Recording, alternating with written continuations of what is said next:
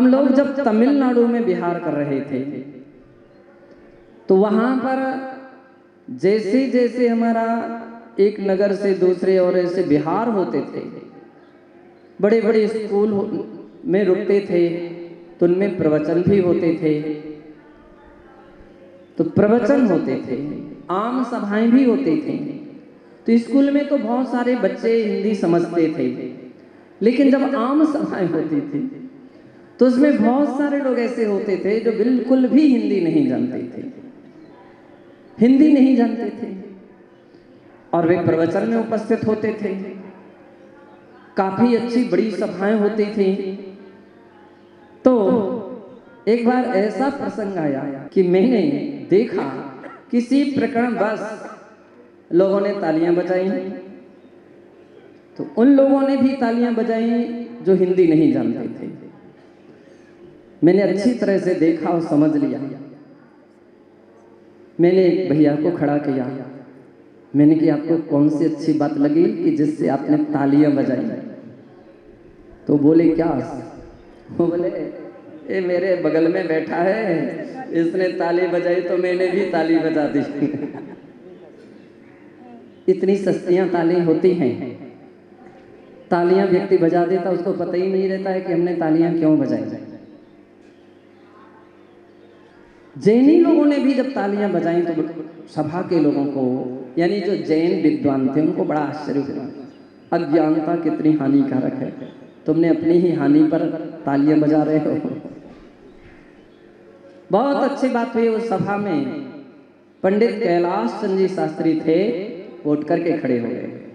उन्होंने कहा समाधान मैं देता हूं, और उन्होंने समाधान दिया। उन्होंने कहा सर्वज्ञ और अनंतज्ञ की बात पर आपको प्रश्न खड़े हैं कि सर्वज्ञ नहीं अनंतज्ञ कहिए, अथवा लोक के अलोकाकाश के लिए अनंत मत कहिए। उन्होंने कहा नहीं, ये हमारा आर्ष वचन है, इतनी जल्दी चेंज नहीं किया जा सकता है। किसी की तर्क पर हम शास्त्र नहीं बदल सकते हैं, तर्क पर शास्त्र के वचन नहीं बदले जा सकते हैं। उन्होंने कहा केवल तर्क पर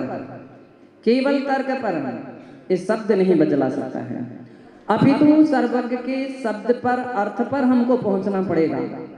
और उसके अर्थ की जब बात आई तो उन्होंने कहा कि वस्तु सीमित भी होते हैं, वस्तु असीमित भी होती हैं, अनंत भी होती हैं।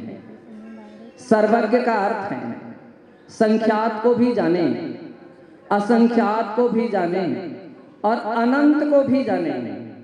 संख्यामान और उन्मान जो हैं वह सारे के सारे मान उनके ज्ञान में आ जाए, वह सर्वज्ञ कहा जाता है। और जब सभी की सभी मान लो जो अपन बोलते हैं, जब सीमातीत बात होने लगती तो मान लो, तो आचार्य कहते हैं कि जो इससे भी असीमित है वह सारी बातें जिनके ज्ञान में हैं, अनंत भी जिनके ज्ञान में हैं, वो सर्वज्ञ हैं। और जो सर्वज्ञ हैं वे अनंतज्ञ हैं, अनंतज्ञ हैं तो सर्वज्ञ हैं। फिर तर्क हो गया, अनंत को जानते हैं तो अनंत अनंत नहीं रहा, अंत आ गया, उसका समाधान दिया गया। अनंत को अनंत के रूप में जानते हैं, अनंत को अनंत के रूप से जानते हैं। बंधु बात समाधान सबके लिए स्वीकार हो गई। फिर सही तरीके से तालियां बजी और पूरे के पूरे माहौल तालियों से गूंज उठा। धर्म के लिए वचन से नहीं कहा जा सकता है, सत्य धर्म की कथन के लिए वचन मौन हो जाते हैं। आपसे पूछें कि आपने शक्कर खाई?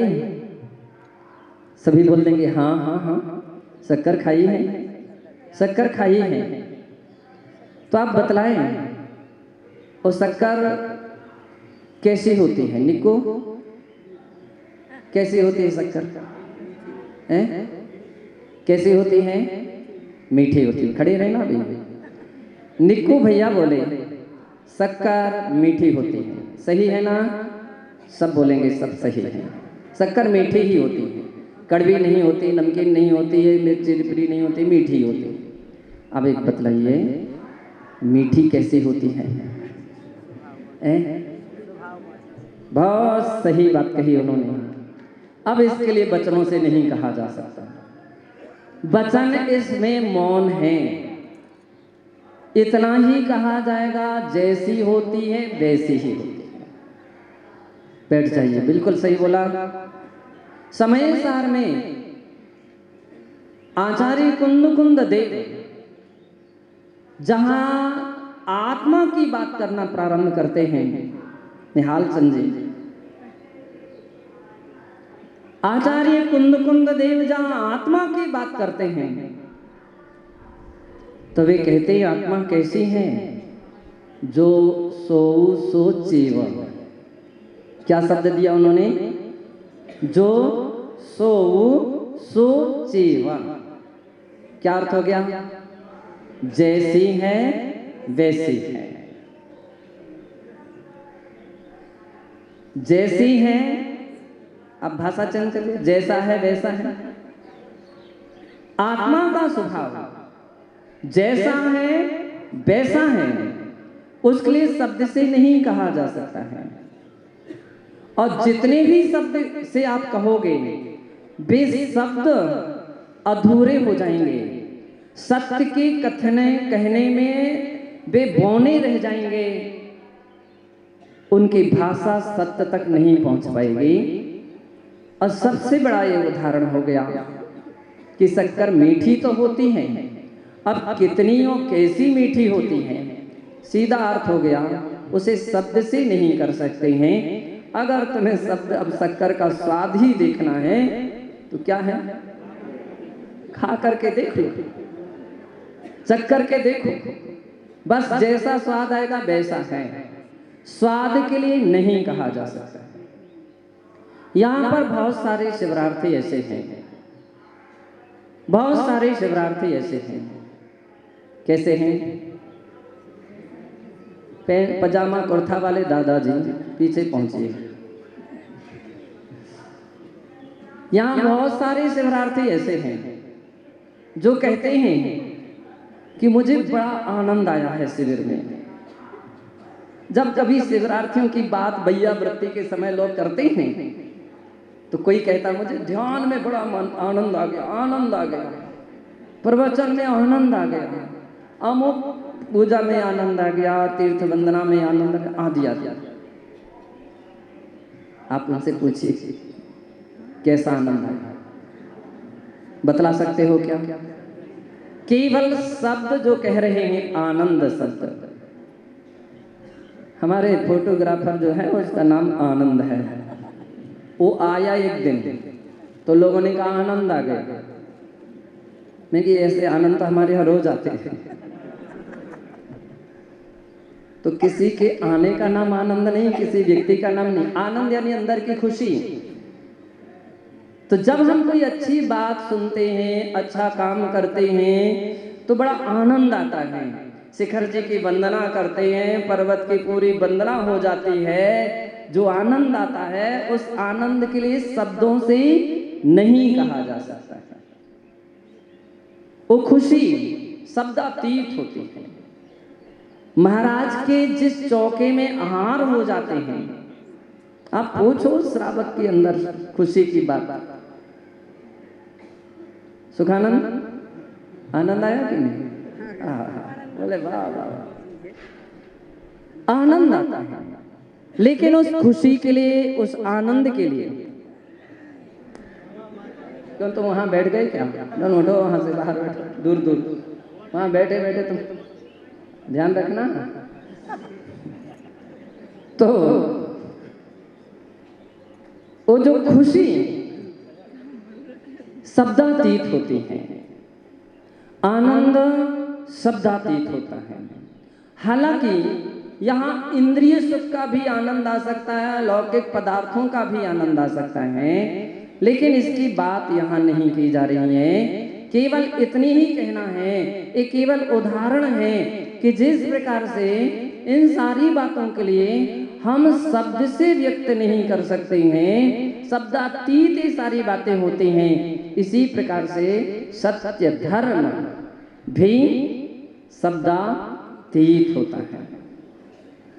न हम कह सकते हैं, न गणधर परमेष्ठी कह सकते हैं, और न हमारे तीर्थंकर भगवान कह सकते हैं। वे भी कहेंगे सत्य धर्म शब्दातीत है। अवागोचरम कैसा है? वचन, वाग यानी वचन, वचन गोचर नहीं है, अवाग गोचरम है, वह वचनातीत है। लेकिन यह सत्य को पाना समझे बिना नहीं हो सकता है। ऐसा असीम सत्य, उस सत्य धर्म को हम छोटे छोटे बौने हाथों से पाना चाहें नहीं पा सकते हैं। अगर उसको पाना है तो आवश्यकता है उसको समझने की। बिना समझे पाना कठिन होता है, और बिना समझे पाने की कोशिश भी करेंगे तो जो आएगा उस सत्य धर्म नहीं आ सकता है। जो कुछ भी आएगा वो अपने पास असत्य ही असत्य आएगा, सत्य धर्म नहीं आ सकता है। इसलिए बंधो, हमारे आचार्यों ने सत्य धर्म को पाने के तरीके का नाम सत्य वचन कहा है। वे कहते हैं सत्य जो है पाने का तरीका है सत्य वचन। सत्य धर्म के लिए दुनिया कहती है इतना कठिन, इतना कठिन। आप कह रहे वचनों से नहीं कहा जा सकता, आंखों से नहीं देखा जा सकता, कानों से नहीं सुना जा सकता है, लेखनी से नहीं लिखा जा सकता है, ऐसा सत्य धर्म होता है तो बहुत कठिन होगा उसको पाना, बहुत कठिन है। आचार्य कहते हैं बहुत सरल है। कितनी बड़ी बात है, बहुत सरल है। बोले पाना सरल है लेकिन समझना कठिन है। पाना सरल है और सत्य धर्म को पाना असंभव भी नहीं है। अगर असंभव होता तो 10 धर्मों में सत्य धर्म नाम का धर्म यह दिन नहीं आता, यह धर्म नहीं आता, और इसे हम सत्य धर्म नहीं कहते। भगवान जिनेंद्र देव सत्य धर्म की बात कर रहे हैं। सत्य धर्म को पाना चाहिए, सत्य धर्म को प्राप्त करना चाहिए। अगर वे कह रहे हैं तो इसका मतलब है कह वही सकता है जिसने समझा है और जाना है, और केवल जाना और समझा नहीं है, जिसने प्राप्त कर लिया है वही सत्य रूपेणे सत्य धर्म को कह सकता है। निको, आपने शक्कर तो खाई है ना, इसलिए वे शक्कर का स्वाद जल्दी बतला दिया उन्होंने कि वो मीठी होती है। और ये शब्द उन्होंने रटे हुए हैं कि बस इसका स्वाद ऐसा आए तो इसका मतलब मीठा है। कल्पना कर लीजिए कि जिसने मीठेपन को ही जन्म से न जाना हो, जन्म से ही मीठेपन को ना जाना हो, बतलाओ मामा, कौन से मामा? पिंटू मामा। जिसने मीठा ही जन्म से नहीं खाया हो उससे कहो शक्कर कैसे होती है। शब्द ही ना सुना हो वो कुछ बतला सकेगा? कुछ नहीं बतला सकता है, कुछ नहीं बतला सकता है। और जो भी बतलाएगा वह केवल उधारी का बतलाएगा। वो यही कहेगा सुना है मैंने। क्या सुना है? कि शक्कर मीठी होती है। ऐसी बात सुनी है, बस सुनी है, अनुभव की बात नहीं है। बंधो, भगवान अनुभव की बात कहते हैं। किसकी बात कहते हैं? अनुभव की बात कहते हैं। समय सार कलश में आचार्य अमृतचंद्र देव जब भी समय सार का व्याख्यान करने के लिए तैयार होते हैं तो वे कहते हैं, जो मैं कहूंगा वह केवल सुनी बात के लिए नहीं कहूंगा, केवल लिखी बात के लिए नहीं कहूंगा, केवल पढ़ी हुई बात के लिए नहीं कहूंगा। जो भी कहूंगा अपने अनुभव की कसौटी पर कस के कहूंगा। क्या करूंगा? अनुभव की कसौटी पर कस के कहूंगा। और जो अनुभव की कसौटी पर कस करके बात आती है बंधो, वो सत्य होते हैं। आचार्य समंतभद्र महाराज ने जहां धार्मिक स्वरूप का व्याख्यान किया तो वहां लिखते हैं कि इस धर्म के लिए कौन कह सकता है? तो धर्म के लिए वही कह सकता है जिसने धर्म को प्राप्त कर लिया है, धर्म के फल को प्राप्त कर लिया है, धर्म के नाथ हो गए हैं, धर्म के ईश्वर हो गए हैं। इसलिए विरागोदय में लोग बोले कौन से मूल नायक होना चाहिए? मैंने धर्म के नाथ होना चाहिए। कौन होना चाहिए? धर्म के नाथ कौन? धर्मनाथ होना चाहिए। समंतभद्र महाराज लिखते हैं, समंतभद्र महाराज लिखते हैं, धर्मम धर्मे स्वराविदुः। धर्मम विदु, धर्म को जानते हैं या धर्म को कहते हैं। कौन कहते? बोले धर्मेश्वर। जो धर्म के ईश्वर हैं वे ही धर्म के स्वरूप को समझा सकते हैं, वे ही कह सकते हैं। कहीं नहीं लिखा कि मैं धर्म के स्वरूप को बतलाता हूं, वे नहीं कहते हैं। वे कभी ऐसा नहीं कहेंगे कि शास्त्रों में पढ़ा और अमुक व्यक्ति से सुना। नहीं, धर्म के ईश्वर ने ऐसा कहा, इसलिए मैं आपके लिए धर्म की बात कह रहा हूं। कितनी ऊंची बात हो गई है, कितनी ऊंची! मेरे हिसाब से 100% सही बात हो गई है।